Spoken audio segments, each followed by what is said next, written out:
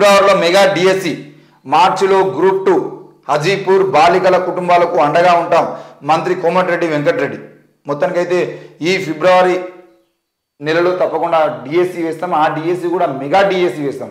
ఎందుకంటే last time DSC ప్రకటన జరిగిన తర్వాత మాకు డిఎస్సి అనేది నామమాత్రంగా కాదు, ఎట్టి పరిస్థితుల్లో కూడా మా అందరికీ తప్పకుండా డిఎస్సి అనేది మెగా డిఎస్సి కావాలి. మెగా డిఎస్సి వేయకపోతే మేము ఊరుకునేది లేదు అని చెప్పేసి ఆ డిఎస్సి అభ్యర్థులు ఎవరైతే ఉన్నారో వాళ్ళందరూ కూడా దాదాపు రోడ్ల మీదకి వచ్చి అభ్యర్థులు అటు కోచింగ్ సెంటర్ల వాళ్ళు కూడా ఆ నిరసన వ్యక్తం చేసి అనేది అయితే మనం చూసినాం. మరి అట్లాంటి క్రమంలో ఫిబ్రవరిలో మెగా డిఎస్సి వేస్తామని చెప్పేసి అయితే మరి మంత్రి గారు చెప్తా ఉన్నారు. 100 రోజుల్లో అభయహస్తం గ్యారంటీ పథకాలను అమలు చేస్తాం, ఫిబ్రవరిలో మెగా డిఎస్సి వేస్తాం, మార్చిలో గ్రూప్ 2 పరీక్షలు నిర్వహిస్తామని రోడ్లు, భవనాలు, సినిమాటోగ్రఫీ శాఖల మంత్రి కోమటిరెడ్డి వెంకటరెడ్డి తెలిపారు.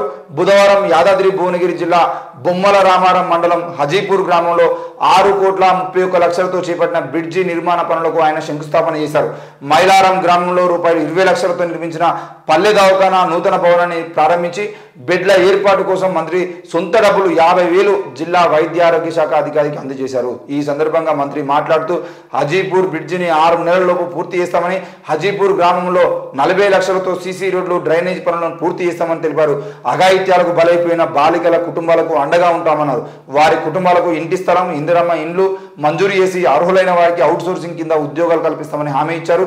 చీకటి మామిడి, వడపర్తి, నాగినేనిపల్లి, అనంతారం, మర్యాల, చీకటి మామిడి రోడ్లకు వారం రోజుల్లో టెండర్ పిలిచి పనులు చేపడతామన్నారు. ఫిబ్రవరిలో మెగా డిఎస్సి, మార్చిలో గ్రూప్ 2 నిర్వహిస్తామని ఆయన తెలిపారు. మొత్తానికైతే చీకటి మామిడి, వడపర్తి మధ్య, నాగినేనిపల్లి, అనంతారం మధ్య, అలాగే మర్యాల, చీకటి మామిడి రోడ్లకు తప్పకుండా పనులు టెండర్లను పిలుస్తామని చెప్పేసి ఆయన చెప్తున్నారు.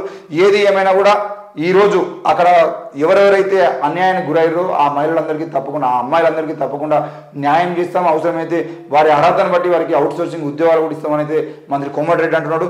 మరి ఏది ఏమైనా కూడా ఈరోజు గ్రూప్ 2 ఉద్యోగానికి సంబంధించిన విషయంలో కానీ, లేదు అని అంటే మెగా డిఎస్సికి సంబంధించిన విషయంలో కానీ చాలామంది ఈరోజు ప్రభుత్వం మారడానికి కూడా చాలామంది వాళ్ళే ముందుండి పనిచేసారు. మరి ఆ గ్రూప్ 2 విషయంలో ప్రవళి కానీ అమ్మాయి ఆత్మహత్య చేసుకోవడం కానీ, మెగా డిఎస్సికి సంబంధించిన విషయంలో అందరూ ఇప్పటికే ప్రభుత్వం మీద కోపంగా ఉండడం కానీ అది కాంగ్రెస్ పార్టీకి ప్లస్ అయింది. మరి అట్లాంటి విషయంలో లోక్సభ ఎన్నికలకు ముందే కనుక వీళ్ళు మెగా డిఎస్సి వేసి గ్రూప్ 2 నోటిఫికేషన్ వేసి ఆ పరీక్షను కనుక నిర్వహించగలిగితే తప్పకుండా లోక్సభ ఎన్నికల్లో కూడా కాంగ్రెస్ పార్టీ మరింత బలంగా తయారయ్యే అవకాశం ఉంటుంది.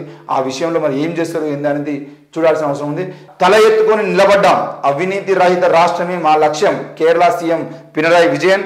దేశంలో అవినీతి తక్కువగా జరుగుతున్న రాష్ట్రంగా కేరళ నిలవడంపై రాష్ట్ర ముఖ్యమంత్రి పినరాయి విజయన్ స్పందించారు. ఈ రికార్డు సాధించినందుకు తాను, తన మంత్రిమండలి సహచరులు, వామపక్షమే కూటమి అందరికీ ఆయన కృతజ్ఞతలు చెప్పడం జరిగింది. మొత్తానికైతే దేశంలోనే అవినీతి లేనిటువంటి రాష్ట్రంగా ఈరోజు కేరళ పేరు తెచ్చుకోవడం జరిగింది. మరి ఆ పేరు తెచ్చుకోవడమే కాదు, నిజానికి కేరళ ముఖ్యమంత్రి పినరాయి విజయన్ కమ్యూనిస్టు భావజాలంతో ఉన్నప్పుడు ఈరోజు ఒక కేసీఆర్ లాగానో, రేవంత్ రెడ్డి లాగానో ఇట్లా ఏ పథకాలు తీసుకొచ్చుకొని ఏ పథకాల ద్వారా లబ్ధి పొందొచ్చు అనే ఆలోచన కాకుండా ఆయన క్లియర్గా విద్యాశాఖకు సంబంధించిన విషయంలో విద్యలో ఏ మార్పులు తీసుకురావాలి, ముఖ్యంగా ప్రజల జీవితాలకు సంబంధించినటువంటి ఆ బాగోగులకు సంబంధించిన విషయంలో ఏ మార్పులు తీసుకురావాలి, ఇట్లా ప్రతి విషయాన్ని ప్రజలకు తగ్గట్టుగా ఆలోచించేటువంటి ప్రయత్నం చేసి ఏ అధికారాన్ని అయినా కూడా పూర్తి స్థాయిలో అధికారులకు సంబంధించిన విషయంలో, అధికారులు ప్రజలకు సేవ చేసేటువంటి విషయంలో ఎక్కడ కూడా మిస్టేక్ జరగకుండా వాళ్ళు పకడ్బందీ చర్యలు తీసుకుంటున్నారు. కాబట్టి ఈరోజు అవినీతి లేని రాష్ట్రంగా కేరళ ముఖ్యమంత్రి అయితే ఒక పేరు సంపాదించుకోవడం జరిగింది. మరి అట్లాంటి అవినీతి లేని రాష్ట్రంగా తెలంగాణ ఏనాడు జరుగుతుంది, ఎప్పుడు బయటపడుతుంది అనే విషయాన్ని కూడా మనం వేచి చూద్దాం.